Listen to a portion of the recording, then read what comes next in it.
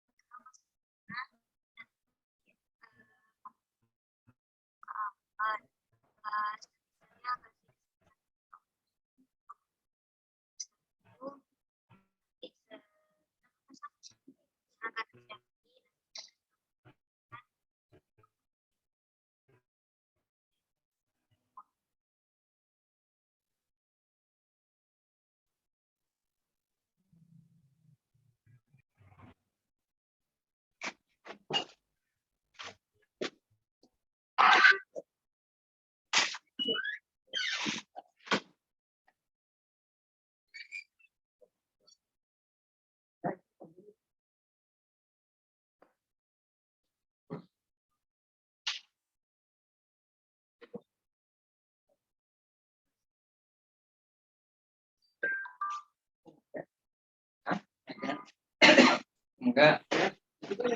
Apa tuh?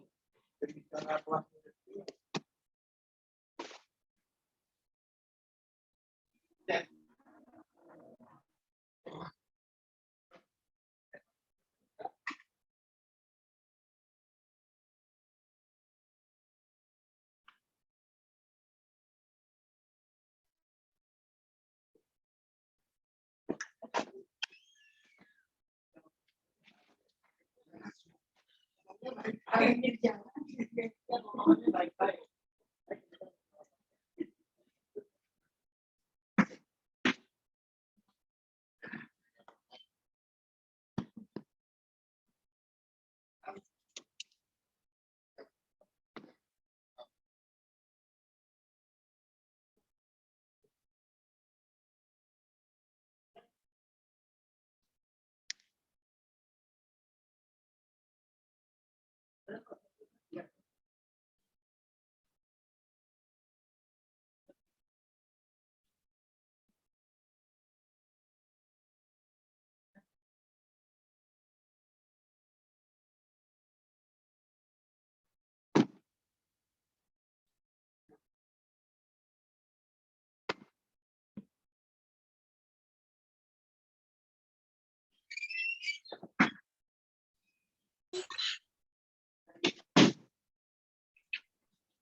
Bos.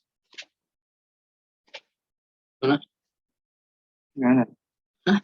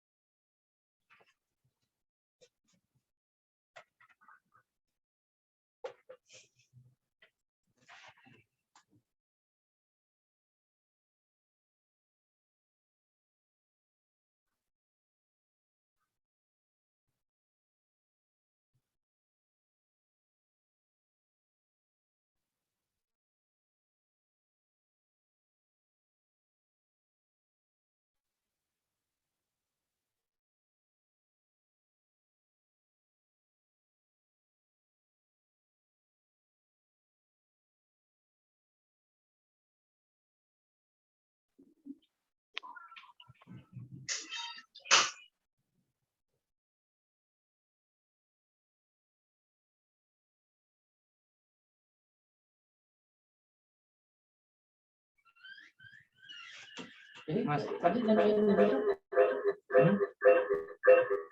Baru berapa orang yang berapa orang? Matiin dong ininya dong.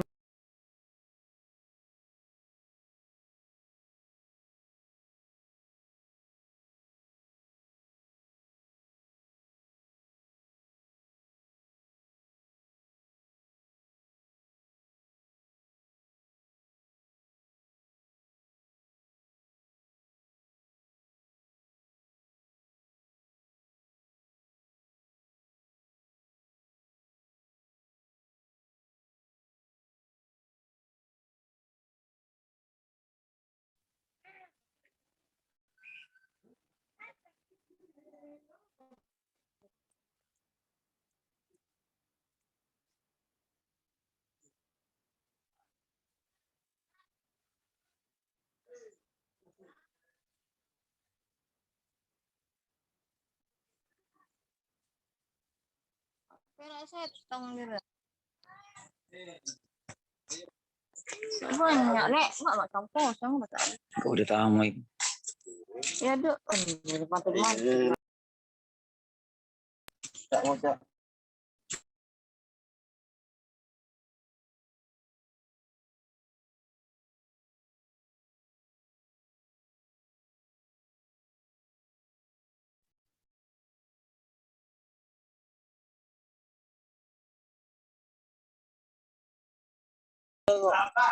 Oh, Dri. Apa sih kita dulu masuk ke keuangan aja. Mana masuk?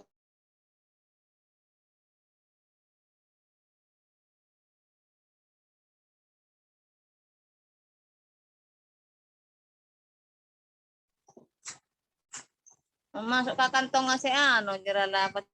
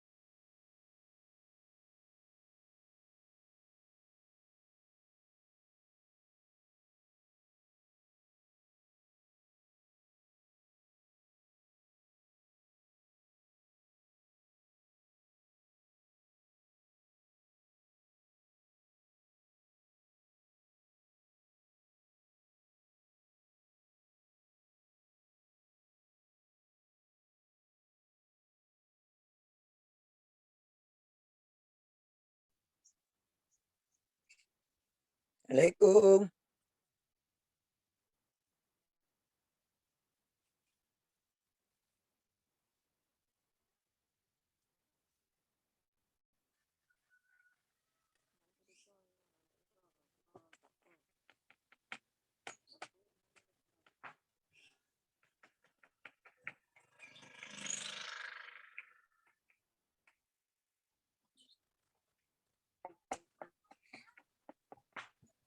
Assalamualaikum.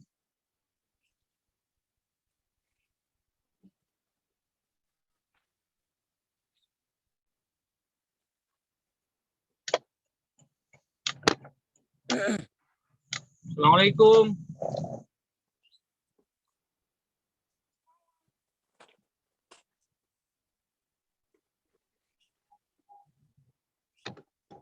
Assalamualaikum. Salam. Alhamdulillah.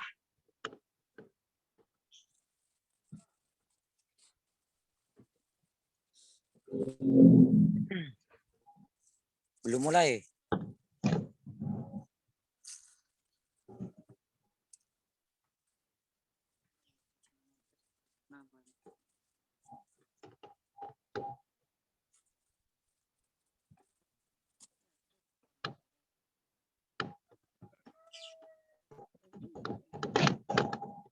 Ngaji bareng, barakallah. Bulan Ramadan. Alhamdulillah. Sulawesi hadir. Sulawesi hadir.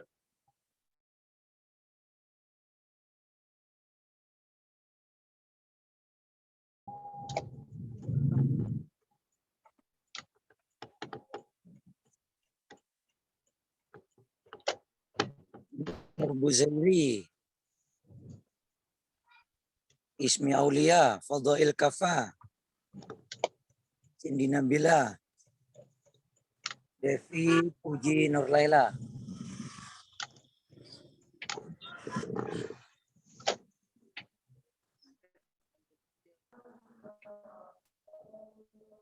Jam berapa mau dimulai ini? Nunggu pemateri masih. Hari mak kadek mau dia mau. Neketa hari tam neketa papalan kan dek belum.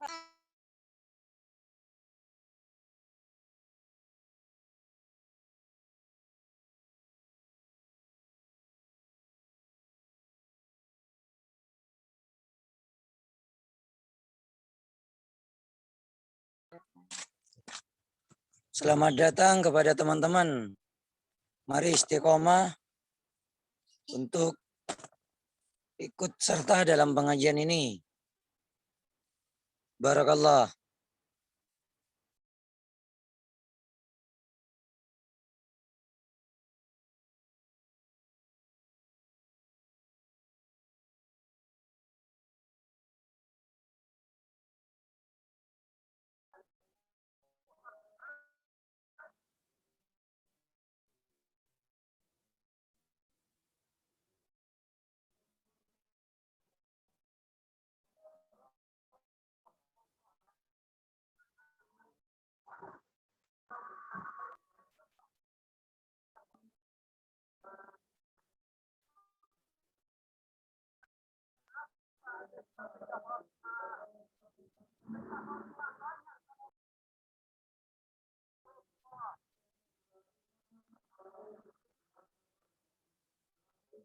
Sudah dibuka belum ini, Mas?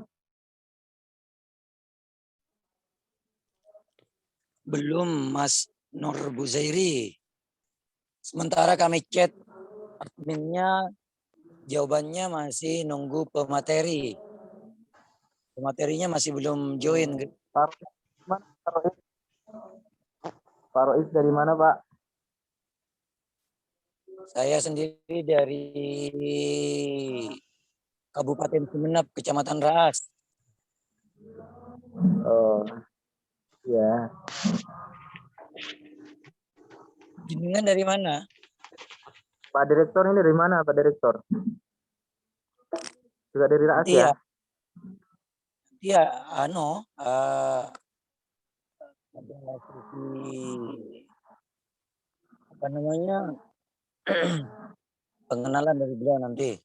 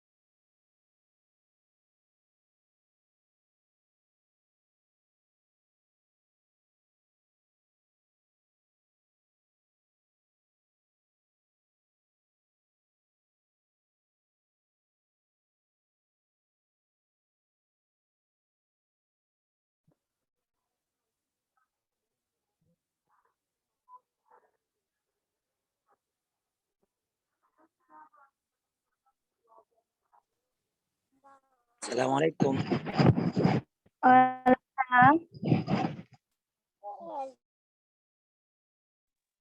Waalaikumsalam.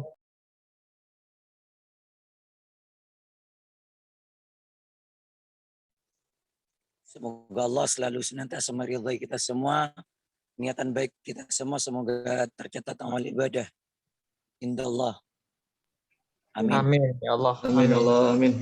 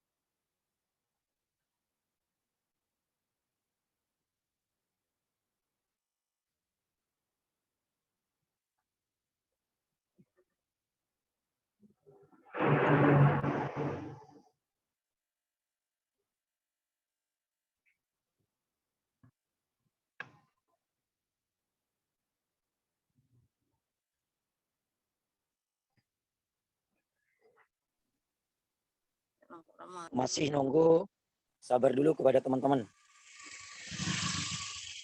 Nur.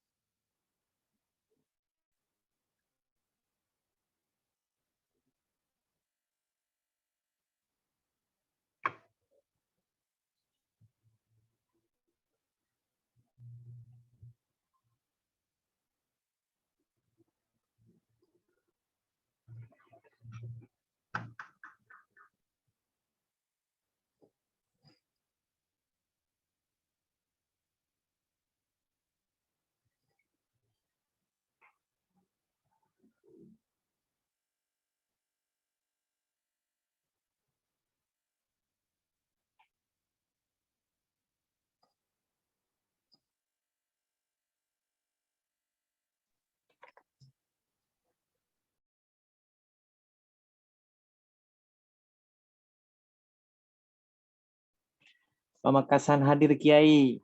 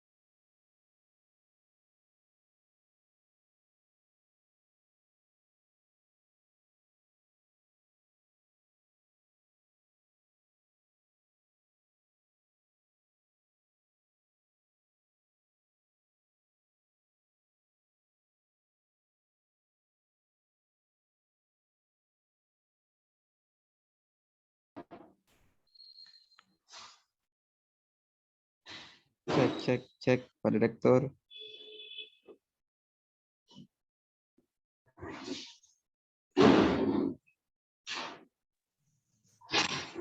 Ketum HMI. Siap. Terima kasih.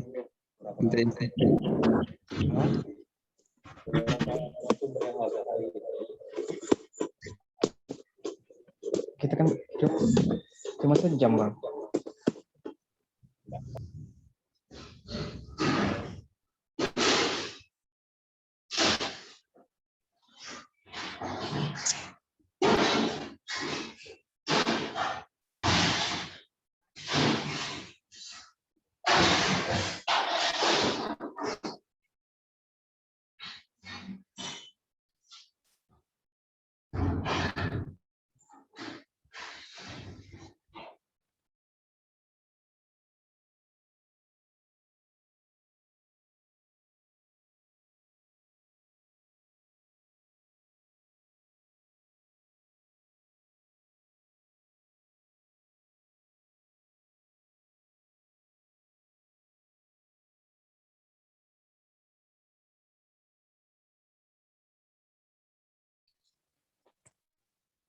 Fadhil Kafa. Assalamualaikum Fadhil Kafa. Ini seperti Bahrullah ya. Ya Ustaz, waalaikumsalam. Mungkin Pak Fatim bisa dimulai ya.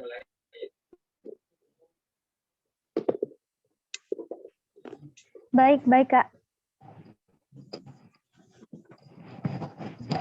Kita mulai ya. Baik, Assalamualaikum warahmatullahi wabarakatuh. Waalaikumsalam warahmatullahi wabarakatuh.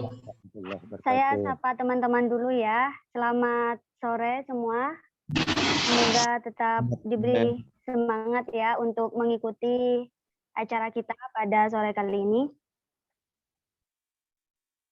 Alhamdulillahirrabbilalamin, puji syukur kepada Tuhan Yang Maha Esa karena nikmat sehat kita masih bisa diberi kesempatan untuk belajar bersama, bertatap muka meskipun melalui daring ya, tidak secara langsung untuk mengikuti Ramadan Mengaji, serial Ngaji Kepemimpinan.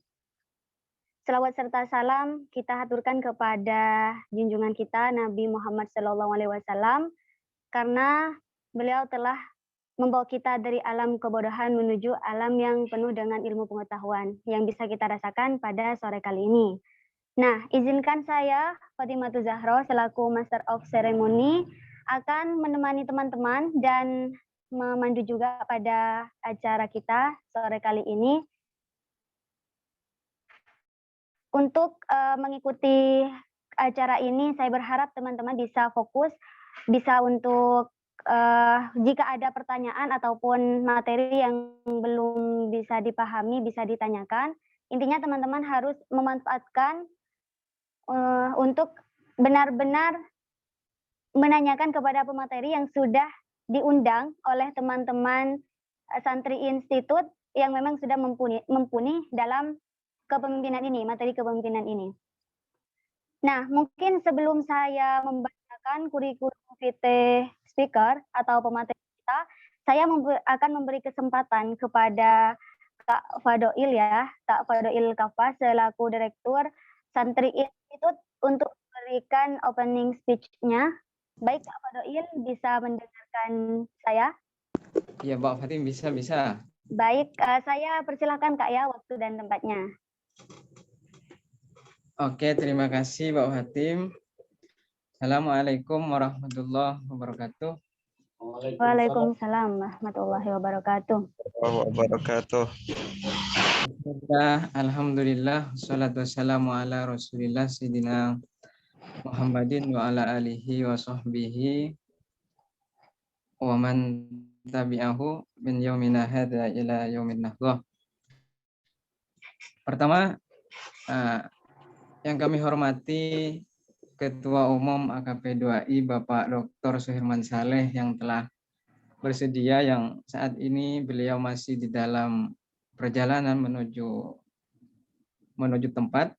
Jadi kita akan melaksanakan Zoom ini di dalam satu tempat, yaitu di Geraha Mandiri Jalan Imam Bonjol di Jakarta.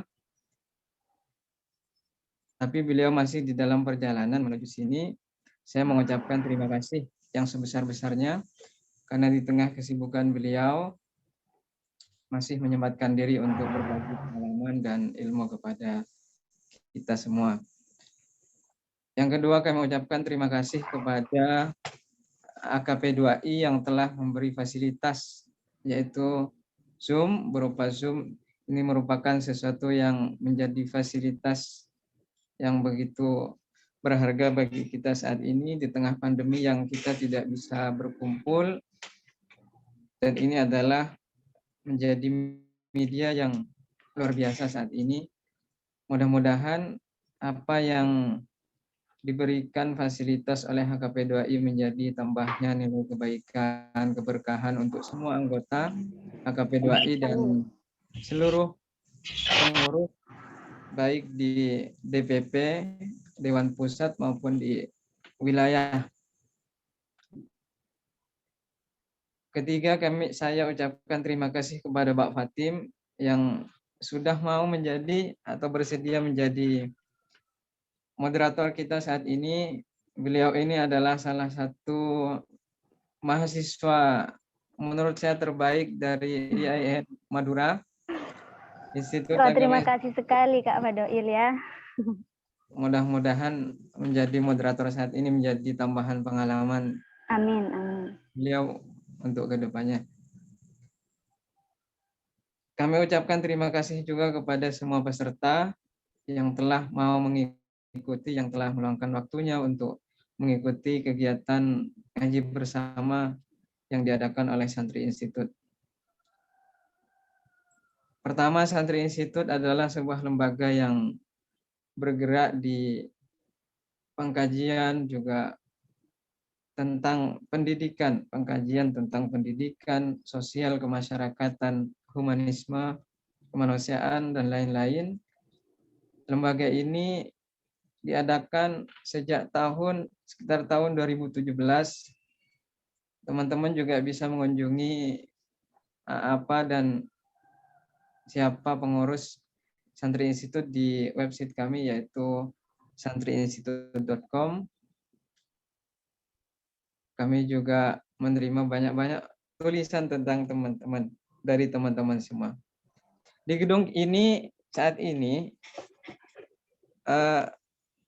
ada beberapa narasumber yang sudah bersama saya. Ada Bapak Dr. Bapak Hotmatua, juga Bapak Mokhtar, dan ada beberapa pemateri yang ada di sini. Mungkin sambil menunggu dari pemateri untuk join ke Zoom, terlebih dahulu kita memperkenalkan beberapa pemateri untuk ngaji kita selanjutnya. Jadi acara ini kita adakan secara online atas masukan dari beberapa teman-teman pengurus, dan semoga ini menjadi sebuah amal kita dan permulaan yang baik bagi kita, karena ini adalah kajian yang pertama di bulan Ramadan untuk yang diadakan oleh Santri Institute. Terima kasih. Hanya itu saja, dan kami mohon maaf atas keterlambatan tadi dimulainya pengajian ini, dan saya ucapkan selamat berseminar, berngaji riyad di bulan yang penuh berkah ini. Untuk selanjutnya Pak Fatim ada, sambil menunggu, mungkin saya tadi komunikasikan dengan Pak Ketua Umum, dengan beliau Bapak Syirman Saleh, bahwa beberapa menit lagi sudah sampai dan beliau siap untuk secepatnya mengisi dan join. Baik, Kak. Ke Mbak Fatim untuk Bapak Hotmatua pilihan, yaitu yang akan memberi kita materi filsafat, yaitu besok. Dan saya harap juga teman-teman bisa membagikan linknya dan tetap bergabung di pengajian ini. Terima kasih. Taqabbalallah minna wa minkum. Selamat berpuasa dan selamat berwebinar. Santri Institute sangat berterima kasih dan semoga bermanfaat dengan adanya ngaji online ini. Terima kasih, dan kepada MC terima kasih. Assalamualaikum warahmatullahi wabarakatuh. Waalaikumsalam warahmatullahi wabarakatuh. Ya baik, kami sampaikan terima kasih kepada Kak Fadhil ya atas sambutannya. Dan karena memang pemateri kita masih belum bergabung, mungkin sambil lalu menunggu ya. Karena pada kesempatan kali ini kita di ngaji kepemimpinan, kita akan membahas seputar kepemimpinan. Mungkin teman-teman tidak asing lagi dengan materi tersebut karena di kampus ataupun di luar sana, di organisasi, kalian sudah belajar akan hal itu. Namun teman-teman Santri Institute di sini sudah mengundang salah satu pemateri yang memang mumpuni di dalamnya, yang tidak hanya beliau memiliki ilmu ataupun pengalaman, akan tetapi ada beberapa juga yang sudah beliau laksanakan atau ikuti seperti itu. Nah, pada materi kali ini kita akan mengaji tentang kepemimpinan, di mana kita ketahui secara umum bahwasanya kepemimpinan merupakan proses dalam mempengaruhi atau memberikan contoh kepada oleh pemimpin kepada pengikutnya dalam memenuhi atau mencapai tujuan dari kelompok ataupun organisasi itu sendiri. Nah, di mana pada materi kali ini pemateri kita atau speaker kita akan membahas seputar itu. Akan tetapi tidak hanya apa itu pemimpin, akan tetapi ada beberapa hal juga yang nanti akan dibahas seperti halnya prinsip ataupun langkah-langkah bagaimana menjadi seorang pemimpin yang baik, seperti itu. Nah, izinkan saya untuk membacakan kurikulum vitae dari pemateri kita pada sore kali ini. Beliau adalah Dr. Suherman Saleh, AKM SC CA. Mungkin untuk lebih mudah dan lebih akrab nanti kita ketika materi berlangsung, kita sebut saja atau panggil saja beliau sebagai Uda Herman, seperti itu. Nah, adapun Tempat tanggal lahir beliau yaitu di Batu Sangkar pada 4 Juli 1950. Alamat beliau di Jalan Teratai 4, Blok D 10, Kelurahan Tanjung Barat, Kecamatan Jagakarsa, Jakarta Selatan, DKI Jakarta. Agama beliau yaitu Islam, tugas belajar atau pendidikan khusus yang pertama Tokyo, yang kedua Sydney, yang ketiga Shanghai, yang keempat Kuala Lumpur, yang kelima Singapura, dan 6 London. Mungkin teman-teman bisa menyimpan ataupun mencatat kontak yang bisa dihubungi atau nanti ingin konsultasi secara lebih lanjut ya. Semisal ada pertanyaan atau materi yang belum dipahami, yaitu nomor handphonenya 081 383 813 168. Dan adapun nomor telepon 081 789 0688. Email beliau yaitu saleh.suherman@gmail.com, suhermansaleh@jakherman.co.id. Nah, itu email yang beliau miliki ya. Dan adapun riwayat pendidikan, beliau S1-nya di Fakultas Ekonomi Universitas Padjadjaran Bandung, S2 di Fakultas Ekonomi Universitas Erasmus Rotterdam, Belanda. Yang ketiga, program studi Doktor Pengkajian Islam, konsentrasi pemikiran Islam, S3 di Universitas Islam Negeri Uin Syarif Hidayatullah. Dan adapun pengalaman organisasi beliau, yaitu beliau merupakan Sekretaris Umum Permata Bandung pada tahun 1971 sampai 1973. Ketua Umum Himpunan Mahasiswa Islam atau HMI pada tahun 1972 sampai 1974, dan pada tahun 2015 hingga sekarang merupakan Ketua Umum Asosiasi Konsultan Pajak Publik Indonesia atau AKP 21. Riwayat pekerjaan beliau masuk Direktorat Jenderal Pajak pada tahun 1980, dosen luar biasa Fakultas Ekonomi Universitas Trisakti pada tahun 1988 sampai 1994. Pada tahun 1988 hingga 1994 merupakan dosen Sekolah Tinggi Akuntansi Nasional atau STAN. Pada tahun 2001 sampai 2011, beliau juga merupakan Ketua Sekolah Tinggi Ilmu Ekonomi atau STIE Dr. Hes Muttaqin. Juga pada tahun 2005 sampai 2006 Kepala Kantor Wilayah atau Kakanwil Jambia, Direktorat Jenderal Pajak. Pada tahun 2006 sampai 2009 merupakan Kepala Kantor Wilayah atau Kakanwil Sumatera Barat, Direktorat Jenderal Pajak. Dan pada tahun 2009 hingga sekarang beliau merupakan Ketua Pengurus Sekolah Tinggi Perpajakan Indonesia atau STPI. Dan sekarang beliau merupakan Ketua Sekolah Tinggi Ilmu Ekonomi atau STIE Dr. Hes Muttaqin Purwakarta, Jawa Barat, dan Direktur Utama Jack and Herman Associates. Nah, itu sudah saya bacakan ya beberapa kurikulum VT.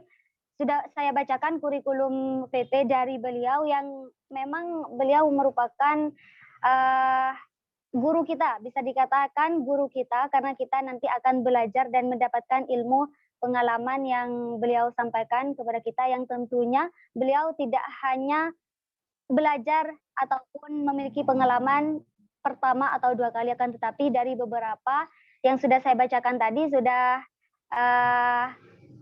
jelas ya bahwa beliau memang orang yang berpengalaman seperti itu. Oke Kak Fadoil, apakah pemateri sudah bergabung? Ya, beliau sudah. Baik, saya mungkin izin Pak pemateri untuk menyapa.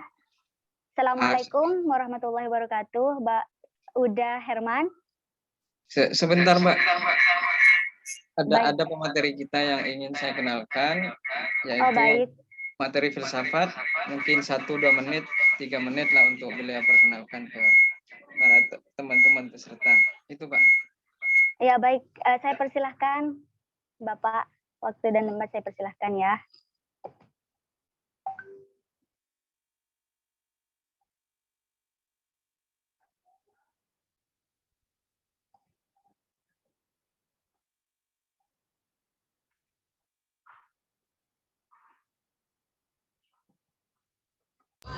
Nggak ada suaranya, Bang.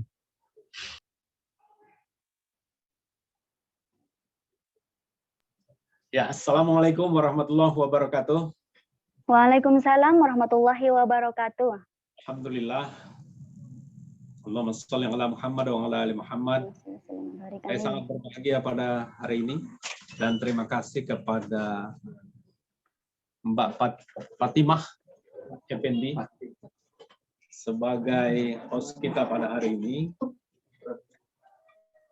Jelas bahwa pertemuan perdana pada hari ini adalah merupakan awal yang sesungguhnya memang ada beberapa teman-teman sudah hadir di sini juga untuk mengikuti secara serius kegiatan ini. Tepatnya di Gedung Geraha Mandiri di Jalan Sudirman. Namun ketua kita masih ada pertemuan sebentar, mungkin agak sabar dulu. Saya sebagai pemateri filsafat, namanya Hotmatua Paralihan Harahap, yaitu dari UIN Sumatera Utara, tepatnya di Fakultas Usuluddin, jurusan Akidah Filsafat atau Prodi Akidah dan Filsafat. Sekarang juga mengambil program 5.000 dokter di UIN Syarif Hidayatullah. Nah, kemudian kenapa kita yakin bahwa ini adalah satu terobosan yang sangat bagus, dan saya yakin teman-teman menjadi peserta atau pengajian peserta yang ada pada hari ini adalah orang-orang yang luar biasa, memiliki kesempatan yang diwadahi oleh Santri Institut. Karena kalau gampang menemuinya, nah itu bukan orang yang penting. Artinya apa? Adik-adik sekalian, teman-teman, akan bertemu dengan orang-orang yang sangat sibuk, yang sangat padat kegiatannya, berarti memang agak sulit untuk menemukan dan mengatur waktunya. Nah, oleh sebab itu saya pikir dengan kondisi yang sangat padat ini, kepada sambil menunggu pemateri yang utama, kita manfaatkan untuk mengisi. Nah, saya sebagai pemateri filsafat besok akan membicarakan tentang filsafat, tentang filsafat yang ada di Eropa, di Asia atau di Timur yang identik dengan agama Islam. Begitu juga dengan ada sedikit tentang filsafat Cina. Nah, filsafat di Eropa sangat berbeda warnanya dengan yang ada di Barat. Dan kita ketahui bahwa sekarang bangsa dalam keadaan pergelutan ideologi, dan ideologi ini adalah sumbernya dari filsafat. Nah, ini sebagai gambaran untuk kita kaji lebih mendalam, tapi saya yakin ada sedikit kesulitan, ada yang berbicara tentang filsafat lebih jauh, tapi ada yang masih sangat mendasar. Saya coba dulu hari ini sedikit sekali, apa bedanya filsafat dengan ilmu? Kalau filsafat adalah berbicara secara spekulatif, ada rasional, kemudian sistematis, spekulatif, universal. Dan kekuatannya adalah di spekulatifnya atau the power of reason, atau kekuatan dari argumentasinya selagi dia masih rasional. Nah, pembuktiannya adalah selagi masih bisa dibuktikan secara logika, berbeda dengan ilmu pengetahuan. Nah, ilmu pengetahuan adalah pembuktiannya di empirik, yaitu dengan panca indera. Nah, ada juga dengan agama. Agama itu pembenarannya ataupun kebenarannya adalah absolut. Kebenarannya adalah mutlak. Kalau kebenaran filsafat itu adalah spekulatif, dan kebenaran filsafat itu tidak bisa dibuktikan dengan panca indera, maka ilmu adalah pembuktiannya adalah verifikatif dan melalui panca indera. Maka kemudian agama adalah absolut, yaitu mutlak sifatnya. Nah, ini adalah satu respon masyarakat, satu respon mahasiswa jenis untuk mencari kebenaran, maka di Eropa dengan di Timur berbeda. Nah, itu secara umum yang akan kita bicarakan. Tapi saya besok mengambil tokohnya adalah Ali Saryati dan Master Cheng Yen. Nah, ini barangkali gambaran tentang filsafat yang besok lebih sistematis kita bicarakan. Sementara mungkin sebagai pembukaan pada hari ini, saya padakan dulu dan saya kembalikan kepada Bapak Doil, dan masih ada pemateri-pemateri yang lain ini mungkin sebagai perkenalan pada hari ini. Billahi taufik wal hidayah. Assalamualaikum warahmatullahi wabarakatuh. Waalaikumsalam warahmatullahi wabarakatuh.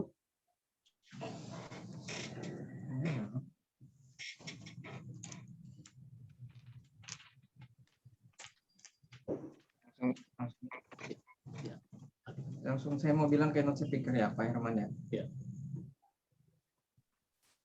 Mbak, langsung ke perkenalan ke pemateri yang kedua, Mbak, untuk materi tafsir karena ketua umum Bapak Oda Herman sepertinya hanya untuk closing statement saja nanti di akhir waktu. Iya, Setelah baik. perkenalan. Oke, Mbak. Ya, saya terima kasih Kak Fadil ya. Saya persilahkan untuk pemateri kedua kita, mungkin untuk perkenalan awal untuk acara kita selanjutnya. Ya, saya persilahkan. Ya.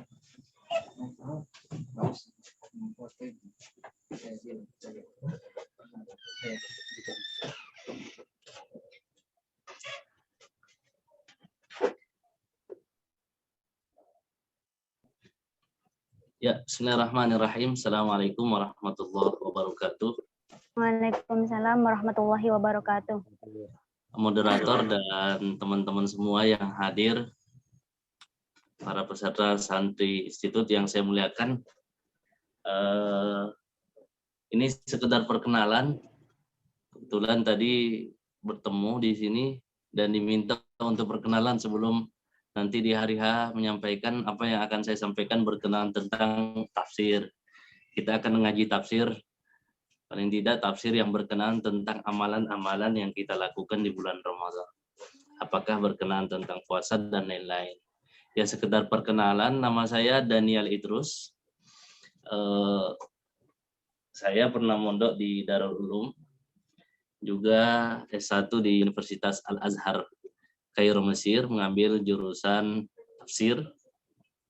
Kemudian lanjut S2 di Universitas Islam Negeri Alauddin Makassar, juga mengambil konsentrasi tafsir. Dan terakhir di Universitas Islam Negeri Syarif Hidayatullah, juga mengambil konsentrasi tafsir. Jadi saya bersama dengan Direktur Santri Institut itu bersahabat dan selama ini menyusun rencana-rencana untuk kebaikan umat. Salah satunya mungkin dengan ngaji-ngaji ini yang akan kita lakukan hari ini dan seterusnya dalam beberapa hari ke depan ini. Sekedar perkenalan, jadi kita akan membahas nanti, sedikit saya paparkan deskripsi yang akan kita bahas berkenaan tentang penafsiran tentang puasa, sama dengan puasa ulama-ulama yang lalu, puasa umat terdahulu. Nah, ini mungkin nanti ke depannya kita akan bahas juga penafsiran tentang orang-orang yang berpuasa dan orang-orang yang melakukan kejelekan, misalnya orang yang puasa juga tetap melakukan amalan-amalan yang tidak semestinya. Bagaimana kedudukan orang-orang yang berpuasa seperti ini? Dan kita akan membahas lebih lanjut pembahasan tentang amaliyah Ramadan, ngaji tafsir tentang paling tidak puasa, rahasia-rahasia mengapa ayat-ayat Al-Quran itu hampir semuanya diakhiri dengan la'allakum tattaqun. Sebelum ayat puasa ada ayat-ayat sebelumnya. Jadi rahasia-rahasia yang terkandung di dalam Al-Quran, insya Allah kita akan bahas nanti, tepatnya kalau nggak salah hari Sabtu ya Mbak moderator. Kalau nggak salah hari Sabtu ya Mbak Fatimah untuk ngaji tafsirnya. Wallahu a'lam. Kalau nggak salah sih. Dengar suara? Iya, dengar. Jadi insya Allah itu yang akan saya bahas. Dan mudah-mudahan semua bisa hadir mendengarkan rahasia-rahasia yang terkandung di dalam Al-Quran. Dan penting juga kita akan berbicara tentang tafsir ayatul ahkam, tafsir ayat-ayat hukum yang berbicara tentang persoalan Ramadan, puasa atau tarawih atau apa saja yang berkenaan dengan bulan Ramadan, agar supaya ilmu kita bertambah, ilmu kita berberkah, tidak hanya pada sebatas dipikirkan saja atau itu menjadi teori saja, tetapi yang paling terpenting dari semua itu adalah aplikasi pengamalan dan menjadikan kita orang-orang yang dekat kepada Allah Subhanahu wa taala. Kalau bahasa Gus Baha itu ya menjadi wali-walinya Allah. Nah, itu. Ini mungkin yang bisa saya sampaikan kepada Mbak Fatimah Effendi, pada moderator, pada teman-teman semua. Mudah-mudahan acara-acara kita ini dari Santri Institut bisa memberikan yang terbaik. Karena moto yang paling terbaik itu kalau saya melihatnya khairun nas anfa'uhum linnas. Sebaik-baik manusia memberikan manfaat kepada manusia yang lain. Terima kasih. Jangan bosan menjadi orang baik. Jangan bosan memberi kebaikan. Assalamualaikum warahmatullahi wabarakatuh. Waalaikumsalam warahmatullahi wabarakatuh. Terima kasih kepada Bapak Daniel Idrus ya atas perkenalan awal sebelum kita bertemu di ngaji selanjutnya. Ya. Ya. Oke, Kak Fadoil. Ya, Pak Fatim. Ini kita lanjut masih perkenalan atau bagaimana, Kak? Sebenarnya ada satu lagi yang perlu diperkenalkan karena beliau ada di sini.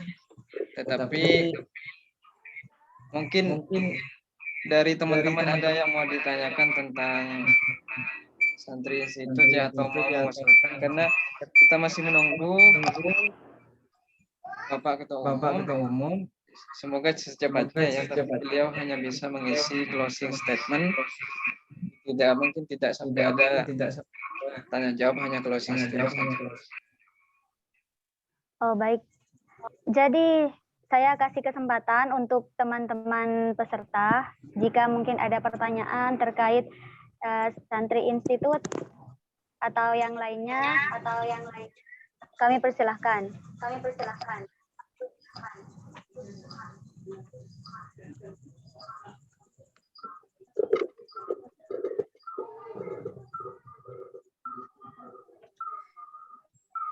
Jadi beliau masih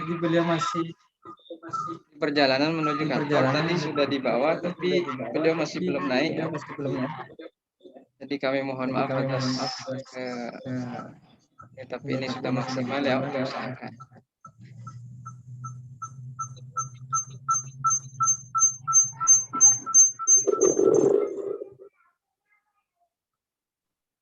Di sini juga ada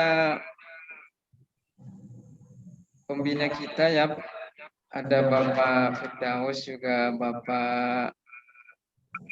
ada Pak Atif, juga ada pemateri kita sebenarnya Mbak Ibu Uswatun Hasanah ya, Mbak Us. Beliau juga dosen dari Institut Agama Islam Negeri Madura. Ada juga di sini hadir juga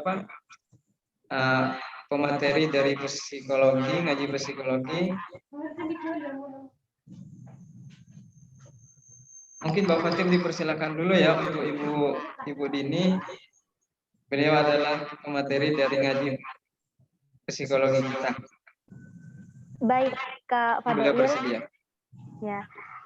Saya beri kesempatan untuk Ibu Dini Permatasari ya, untuk ngaji psikologi nanti kita untuk memperkenalkan awal kepada teman-teman. Mungkin sedikit pengantar juga. Ibu Dini, waktu dan tempat saya persilahkan. Baik, terima kasih. Pak, Bismillahirrahmanirrahim. mohon izin, Ibu, Pak Ketua Umum sudah bisa mengisi langsung. Mohon izin.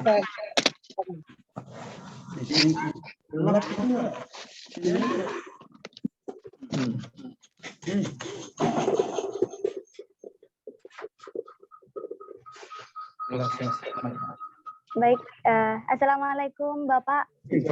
Iya. Waalaikumsalam warahmatullahi wabarakatuh. Bagaimana kabarnya? Udah Herman sehat? Baik, alhamdulillah. Ada gambar saya? Alhamdulillah. Fotoin. Sebenarnya ya. Lanjut. Baik. Sebenarnya dari tadi kami penasaran udah sama Anda, sama beliau. Karena memang mungkin dari tadi teman-teman menunggu ya, karena kita ingin belajar kepada Uda karena dari beberapa pengalaman yang sudah dilaksanakan. Seperti itu, Uda. Ya, baik. Jadi saya mohon maaf tadi sebenarnya saya sudah siapkan waktu jam 15.30. Ternyata yang harusnya jam 15 selesai, ini teman saya dari India ini, aduh, banyak terus pertanyaannya. Dia udah bayar, sedangkan saya di sini kan nggak dibayar. Jadi gini, saya kebetulan diminta untuk memberikan masalah tentang kepemimpinan. Saya hanya ingin menyampaikan bahwa kalau kita bicara tentang kepemimpinan, maka harus kita ketahui dulu kata-kata pemimpin itu siapa sebenarnya yang ngatur. Atau sebenarnya pemimpin ini memang harus ada. Dan siapa yang mengadakannya? Nah, kalau kita lihat, ternyata masalah pemimpin ini kan masalah khalifah. Ternyata itu diatur oleh Tuhan.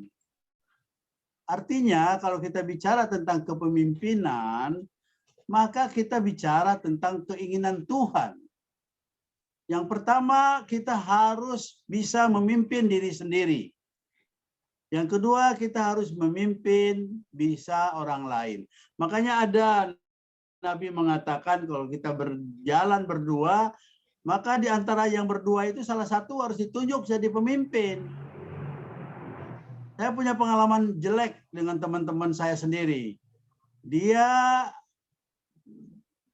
mempunyai persahabatan dengan saya, mempunyai tujuan yang sama, tetapi pada saat akan mengejar tujuan itu, masing-masing ingin dengan caranya sendiri. Maka saya yakin apa yang diperjuangkan itu tidak akan tercapai. Bagaimana kalau ingin tercapai? Bikin mapping dulu. Bikin apa yang sebenarnya terjadi di depan mata tadi, kita mappingkan. Kalau kita sudah mappingkan, sudah kita petakan kemana harus berjalan, ke langkah apa yang harus kita lakukan, apakah perlu jalan kaki, apakah perlu mobil, apakah pakai pesawat, apakah naik kuda, semua dimappingkan. Setelah itu baru dibikin planning, dibikin rencana. Kalau kita sudah bisa bikin rencana, maka kita tunjuk siapa pelaksana-pelaksananya. Contoh, Suherman Saleh mempunyai keinginan untuk membantu sesuatu. Maka saya bikin planningnya.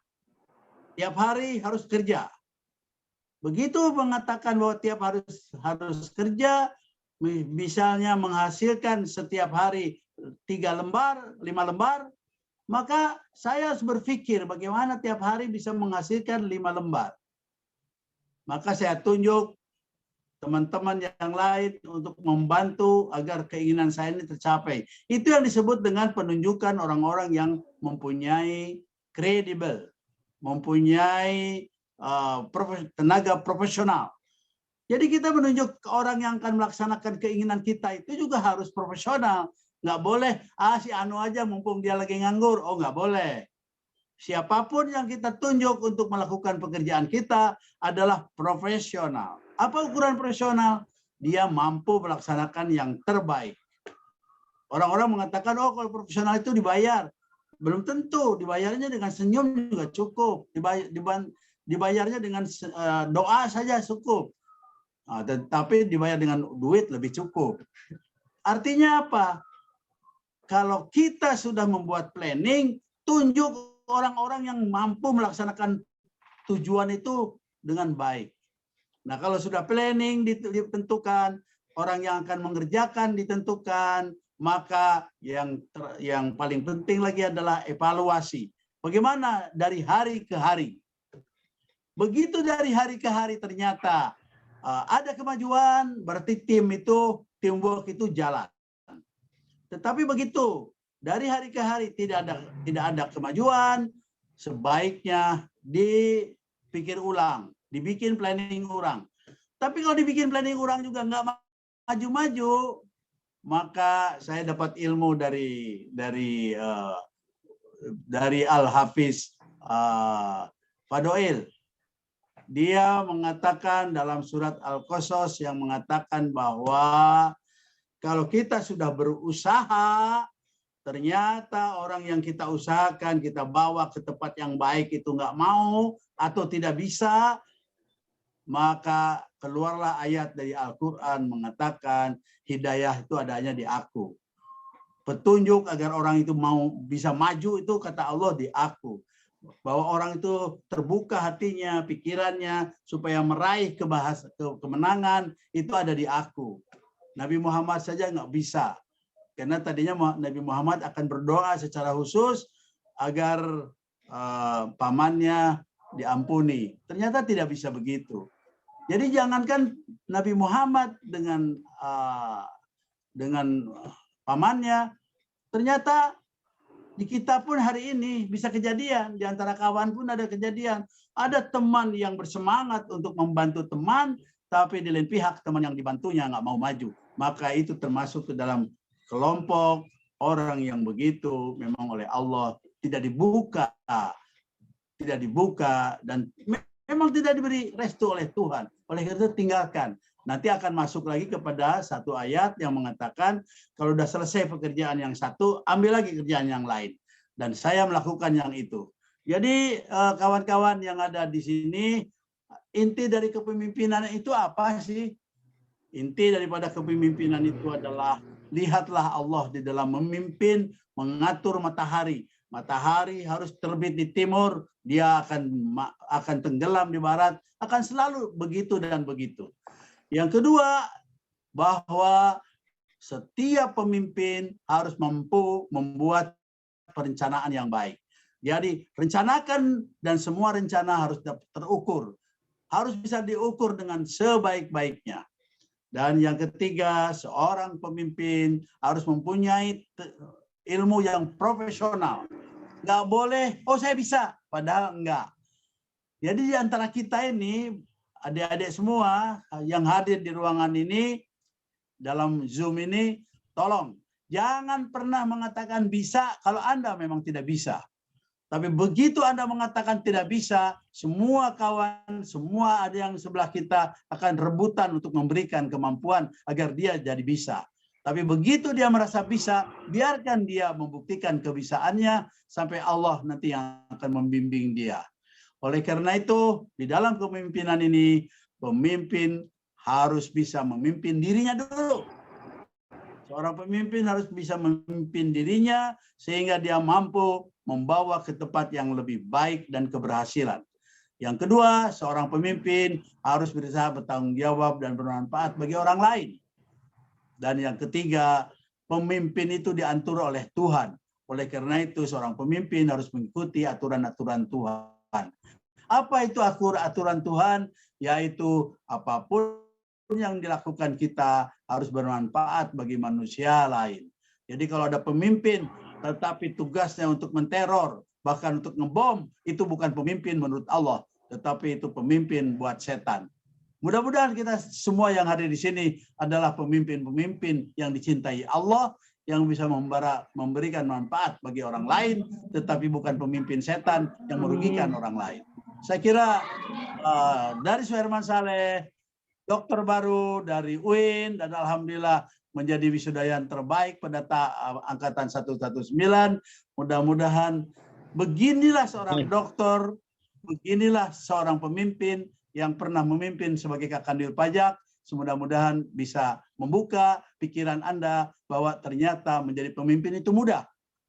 Yaitu buka hati, buka pikiran sesuai dengan kehendak Allah, maka Anda akan berhasil sesuai dengan ridho Allah. Wabillahi taufiq wa hidayah. Wassalamualaikum warahmatullahi wabarakatuh. Waalaikumsalam warahmatullahi wabarakatuh. Baik, terima kasih banyak kepada Uda Herman atas penyampaiannya yang sangat luar biasa menurut saya dan juga teman-teman. Jadi dapat saya simpulkan atau ada hal yang saya tangkap dari penjelasan Uda bahwasanya seorang pemimpin itu yaitu ia harus mampu memimpin dirinya sendiri. Jangan memimpin orang lain jika dia tidak mampu untuk memimpin dirinya sendiri. Tentunya pemimpin itu harus mengikuti sesuai aturan Allah Subhanahu wa taala, seperti itu. Baik, Uda, karena memang kita dikejar waktu ya, Uda. Saya akan membuka satu termin untuk teman-teman peserta yang ingin bertanya. Ada 3 orang, saya persilahkan. Mungkin bisa langsung mengirim pesan atau langsung menyampaikan di Zoom ini ya. Jika ada pertanyaan, saya persilahkan. Assalamualaikum warahmatullahi wabarakatuh. Waalaikumsalam warahmatullahi wabarakatuh. Assalamualaikum. Uda Herman. Waalaikumsalam. Maaf sebelumnya, Al-Fakir Mas Awirus Maulana dari Madura. Sekarang, di zaman sekarang ini, mungkin kita krisis akan sosok pemimpin yang kita harapkan seperti pada zaman-zaman terdahulu. Krisis kepemimpinan ini menurut pemikiran seorang seperti Uda Herman, apa sekiranya faktor yang bisa mendorong mereka dan mendorong pemimpin sehingga mereka punya pemikiran dan beradaptasi seperti para khalifah-khalifah terdahulu. Karena di zaman sekarang pemimpin identik dengan kekuasaan yang mana mereka itu bahasa Jawanya sainai dewe, banyak di zaman sekarang yang terjadi. Faktor apa yang sekiranya bisa menggiring baik secara mental dan secara rohani agar mereka bisa mencontoh para pendahulu-pendahulu kita, karena di zaman sekarang kami sangat merindukan sosok pemimpin yang didambakan. Cukup mungkin insya Allah bisa diterima dan bisa dimengerti, walaupun tidak begitu luas apa yang bisa kami paparkan. Oke. Assalamualaikum warahmatullahi wabarakatuh. Waalaikumsalam warahmatullahi wabarakatuh. Langsung saja udah ya untuk dijawab. Baik.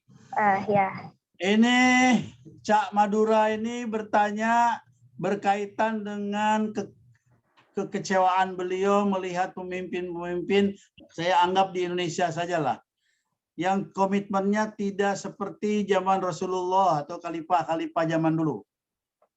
Saya ingin jawab bahwa Anda orang Indonesia, maka you harus menggunakan kacamata pemikiran politik Indonesia. Zaman Nabi Muhammad, semua terpusat di beliau, dibantu oleh para sahabat. Kemudian zaman khalifah, kekuasaan ada di beliau. Maka apa yang terjadi? Khalifah Utsmani 600 tahun bisa berkuasa Islam di Istanbul, dan waktu itu malah Mekah dan Madinah ada di bawah naungan Istanbul. Padahal Istanbul dulu namanya Konstantinopel. Konstantinopel itu dulunya adalah yang dikuasai oleh Kristen Eropa, tetapi bisa direbut oleh kabilah Ertugrul yang dari Turki, kabilah biasa, tetapi dia bersatu. Pertanyaannya adalah, kenapa di Indonesia kok para pemimpinnya seenak dewe dan sebagainya? Jawabannya, karena Andalah Cak Madura memilih mereka menjadi pemimpin. Jadi yang menyebabkan pemimpin-pemimpin di Indonesia ini seperti kacau balau sekarang ini, yang salah adalah kita, Anda, Cak Madura, Wong Palembang, orang Padang, yang memilih pemimpin yang tidak sesuai dengan kriteria seorang Muslim. Seorang Muslim kalau kita memilih memimpin, dia harus baik sholatnya, harus baik akhlaknya, harus baik profesionalismenya, harus baik kemampuannya, baik. Tetapi pada saat pemilihan wakil presiden, kemudian pemilihan pilkada, yang kita pilih bukan orang-orang seperti yang kita kehendaki.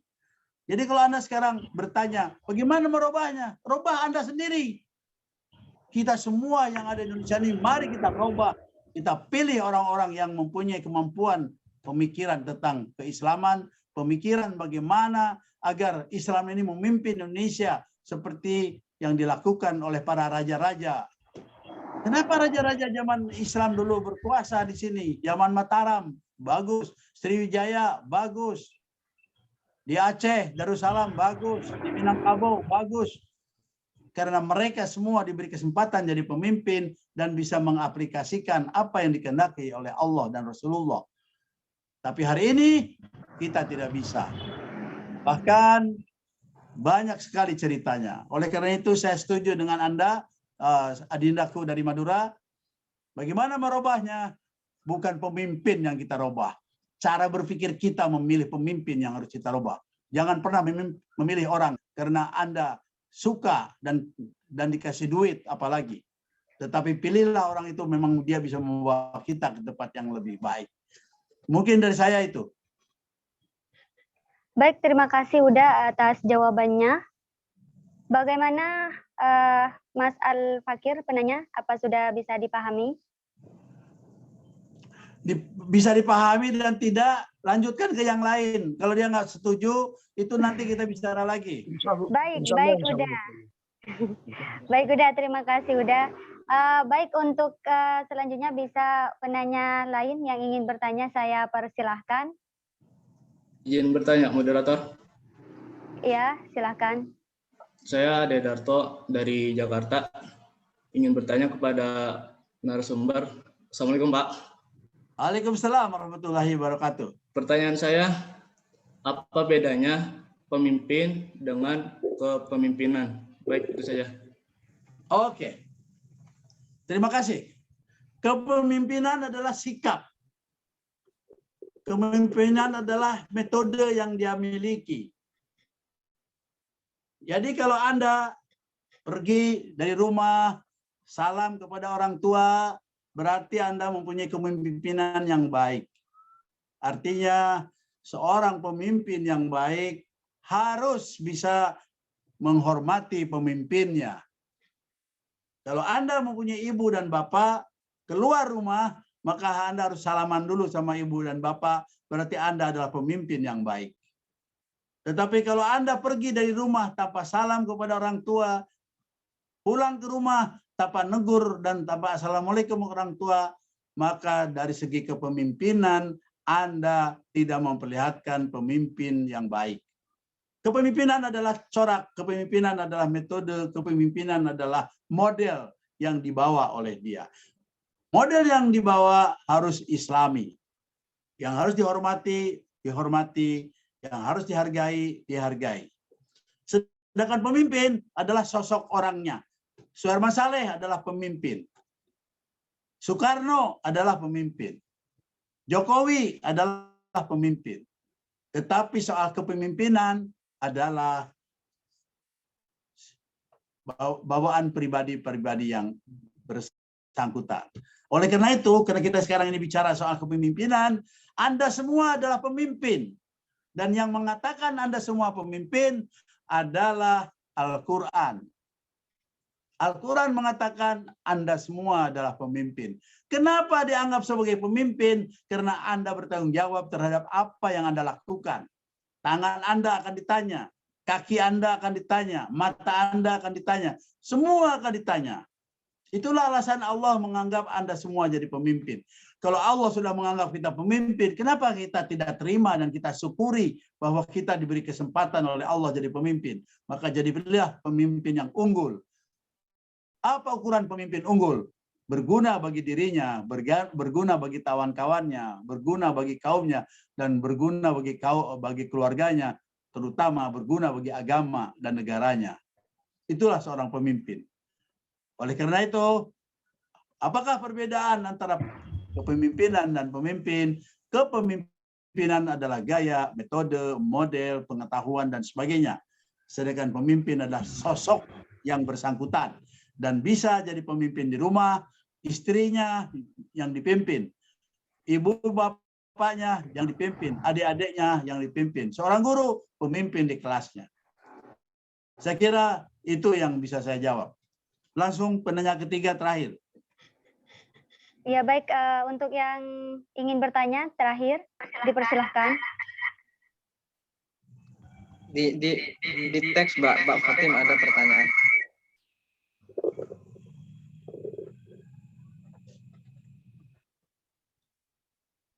Baik, udah. Saya akan bacakan untuk pertanyaan yang terakhir. Ya. Ya.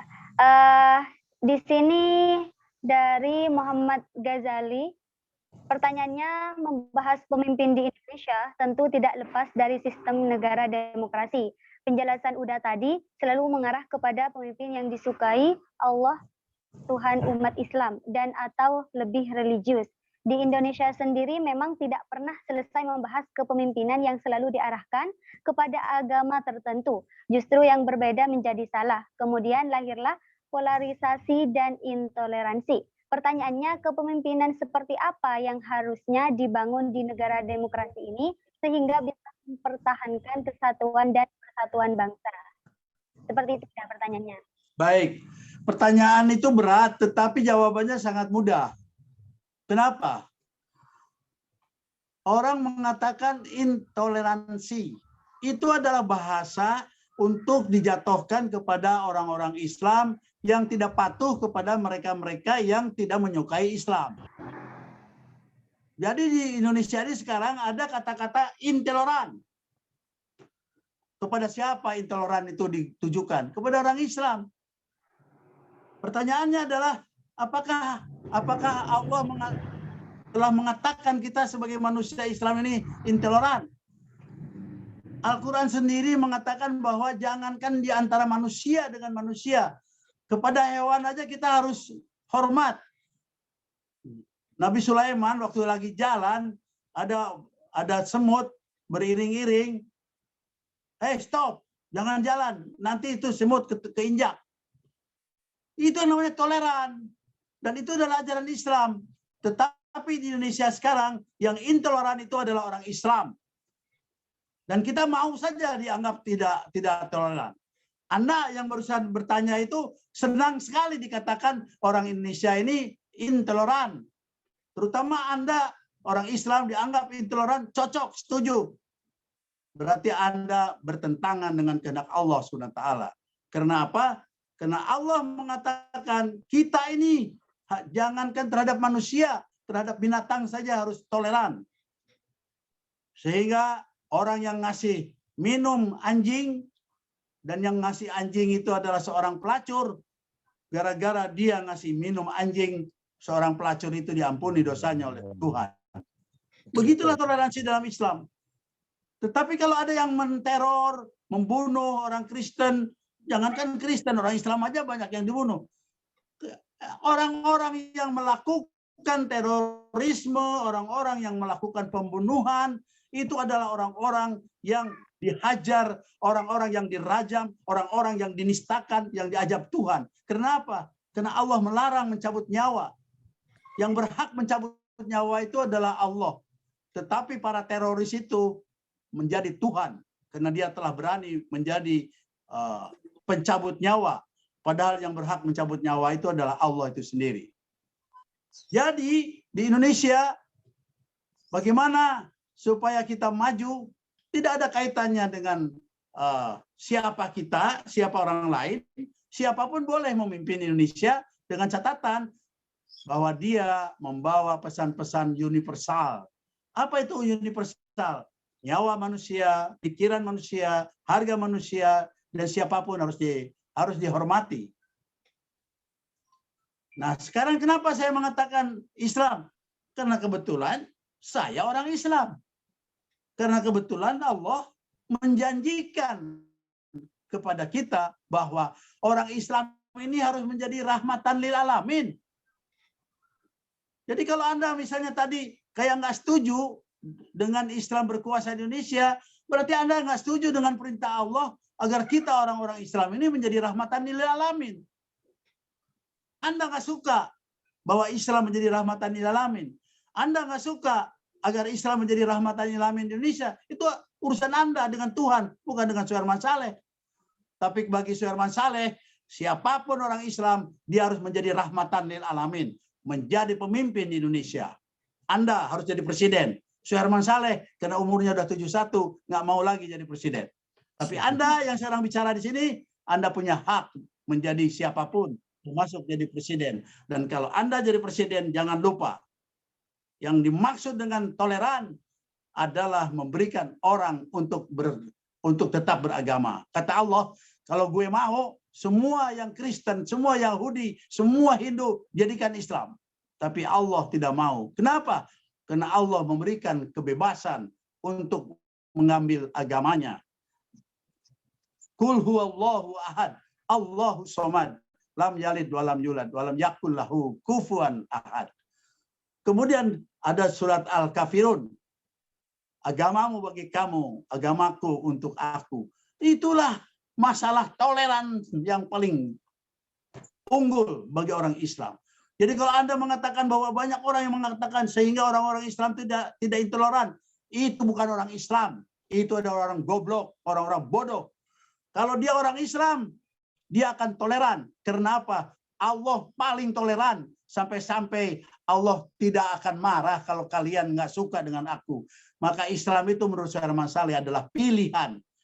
Memilih Allah sebagai Tuhan, memilih Nabi sebagai Tuhan, itu adalah pilihan. Jadi kalau ada orang yang tidak toleran karena bukan orang Islam, dia sebenarnya hanya ngaku Islam tapi tidak mengerti tentang Islam. Kalau dia mengerti tentang Islam, dia tidak boleh benci kepada orang yang non-Islam, apalagi membunuh orang-orang yang non-Islam. Karena Allah sangat toleran dan kita sebagai hambanya harus lebih toleran dan melaksanakan toleransi Allah itu. Dan Allah berpesan, Islam menjadi rahmatan lil alamin. Menjadi rahmat itu apa? Menjadi kebaikan. Bagaimana mungkin ada orang yang anggap sebagai baik? Bagaimana mungkin orang Islam dianggap menjadi kebaikan? Bagaimana mungkin suatu negara dipimpin oleh orang Islam kemudian nggak baik?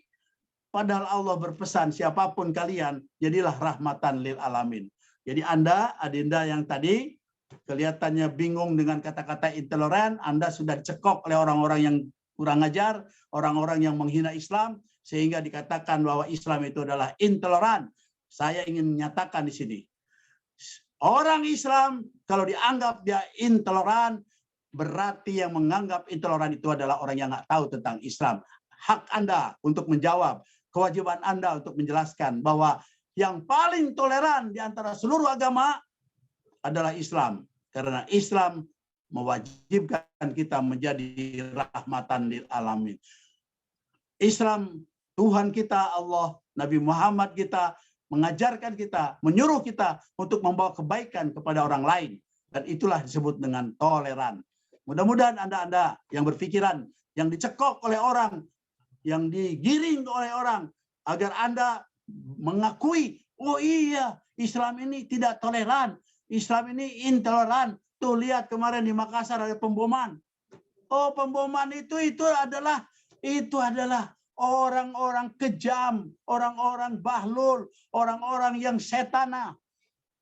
Mereka itu orang-orang yang berpikir setan. Jangan dibandingkan antara setan dengan orang-orang yang kita mendapat perintah dari Allah untuk jadi rahmatan lil alamin. Begitu penanya ketiga, saya suka dengan pertanyaan Anda dan saya berharap Anda menjadi presiden nanti sehingga Anda menjadi orang yang paling toleran di Indonesia ini. Terima kasih. Ya baik, terima kasih Uda atas jawabannya ya. Mungkin saya cukupkan dulu karena memang waktunya sudah habis. Terakhir Uda mungkin sedikit closing statement untuk kami sebagai pemimpin. Dipersilakan Uda. Saya ingin menyampaikan bahwa Anda sudah ikut di dalam kajian dengan Santri Institut yang direkturnya adalah Profesor Dr. Fadwail Kafa, sahabat saya, dan Anda berarti termasuk orang-orang yang terpilih oleh Allah untuk bergabung dengan orang-orang soleh di ruangan ini. Karena Anda ikut dengan seorang Al-Hafiz Al-Quran, orang yang hafal Al-Quran, dan saya kagum dengan Saudara Fadwail ini. Karena apa? Karena beliau 37 hafal, sedangkan saya dulu pernah hafal 15 surat, sekarang tinggal 9, itu susahnya juga menjaganya luar biasa beratnya. Oleh karena itu beruntunglah semua yang ada di ruangan ini, karena Anda telah ikut orang yang baik, nanti pembicaraannya juga baik, hasilnya akan baik, sehingga semua yang ada di ruangan ini akan menjadi baik. Baik buat Anda, baik buat negara, baik buat Islam. Mudah-mudahan kita menjadi pemimpin-pemimpin baik. Wabillahi taufiq wa hidayah. Wassalamualaikum warahmatullahi wabarakatuh. Waalaikumsalam warahmatullahi wabarakatuh. Ya baik, terima kasih. Udah, mungkin saya akhiri dulu untuk teman-teman peserta. Jika memang ingin ada yang ditanyakan atau masih belum ada yang paham, saya sudah membacakan tadi untuk nomor telepon beliau, bisa nanti komunikasi berlanjut. Ya, saya akhiri. Saya memohon maaf jika ada perkataan ataupun tingkah laku yang kurang baik, karena kebaikan itu hanya murni dari Allah dan keburukan itu datang dari saya sendiri. Wabillahi taufiq wal hidayah. Wassalamualaikum warahmatullahi wabarakatuh. Waalaikumsalam warahmatullahi wabarakatuh. Rahmah, barakah.